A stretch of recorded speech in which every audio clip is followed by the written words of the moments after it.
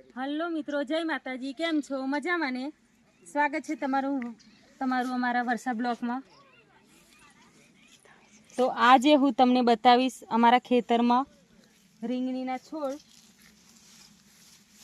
તમે જોઈ શકો છો મિત્રો કે આ રીંગણીના છોડ કેટલા મોટા થઈ ગયા છે. તેમ છતાં પણ આ રીંગણીને ફૂલ તો આવે છે, પણ એ ફૂલ ઘરી જાય છે. અને તમે આ એના પાન જોઈ શકો છો, પાનમાં સડો પડી જાય છે.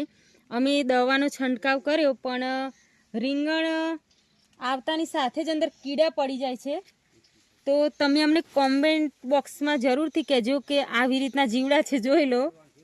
અને આ રીંગણ આવડે થતાં જ અંદર કીડા પડી જાય છે. તમે જોઈ શકો છો કે આ રીતના કીડા પડી જાય છે, રીંગણ સડી જાય છે. તો રીંગણ મોટા થતા નથી. તો તમે મેં કોમેન્ટ બોક્સમાં જરૂરથી કહેજો કે આમાં કઈ દવાનો છંટકાવ કરવો જોઈએ ને જેનાથી આ રીંગણીનો વિકાસ થાય.